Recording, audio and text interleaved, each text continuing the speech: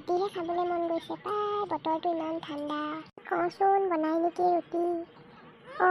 আমাৰ পাছফালে থকা কঁঠালজোপাৰ পৰা কঁঠাল এটাকে বনাবলৈ ক'ম আজি। মাংস লাগিব খাই, বৰ ভাল লাগিব খাই। মা এইফালে আহা। ক'তনো গ'ল মাজনী? মা এইফালে আহা। কি হ'ল ক? কেলে ইমানকে চিঞৰ বাখৰ কৰি আছ? মই পাছফালে কাম এটা কৰি আছিলোঁ। মই আজি মানে ৰুটি খাম বুলি ভাবিছোঁ। তুমি কঁঠালৰ চব্জি বনাবা দেই আজি। তোৰ আজি বৰ কঁঠাল খাবলৈ মন গ'ল। চাওঁগৈ গছত চাপৰত আছে নেকি। মা তুমি বনালে বৰ ভাল লাগে খাই, মাংস লাগে। চাওঁগৈ মই পাৰিম জানো? মই নোৱাৰিলে ভোলাকে মাতিব লাগিব পাৰি দিবলৈ এটা। খাব তেন্তে যোৱা।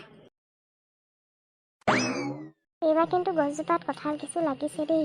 চাপৰতে আছে, ইয়াৰে পৰা এটা ছিঙি নিওঁ। কঁঠালৰ আচাৰ অলপো থ'ব লাগিব। আমাৰ এওঁ খাই বৰ ভাল পায় কঁঠালৰ আচাৰ। এতিয়া কঁঠাল এটা লৈ যাওঁ ভিতৰলৈ, মছলা আছেনে নাই চাওঁগৈ। কঁঠালৰ চব্জিকণ বনাই হ'ল, এতিয়া চুনুক খাবলৈ মাতি দিওঁ।